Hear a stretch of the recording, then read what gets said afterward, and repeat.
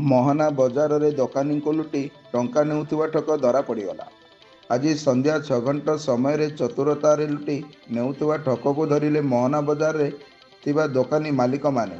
ମାସ ମାସ ଧରି ଦୋକାନକୁ ଯାଇ ଚତୁରତା ସହ ଦୋକାନୀ ମାଲିକଙ୍କୁ ଠକି ଟଙ୍କା ଲୁଟୁଥିଲେ। ବିଭିନ୍ନ ଦୋକାନୀ ମାଲିକଙ୍କୁ ଲୁଟି ନେଇଥିବା ବେଳେ ଆଜି ଏକ ଚା ଦୋକାନରେ ଭିଡ଼ ଦେଖି ସମାନ ଢଙ୍ଗରେ ଠକିବାରେ ଆରମ୍ଭ କରିଥିଲେ। କିନ୍ତୁ ଚା ଦୋକାନୀ ମାଲିକ ଜଣକ ଜାଣି ଦେଇଥିଲେ।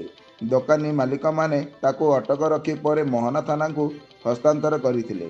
ସେଥିରେ ସେ ରାଜି ହୋଇ ଦୋକାନୀ ମାଲିକଙ୍କୁ ଠକି ନେଇଥିବା ଟଙ୍କା ଫେରସ୍ତ କରିଥିଲେ। ପରେ ମୋହନା ବ୍ୟବସାୟ ସଂଘ ପକ୍ଷରୁ ମୋହନା ନ ଆସିବାକୁ ଚେତାବନୀ ଦେଇଥିଲେ।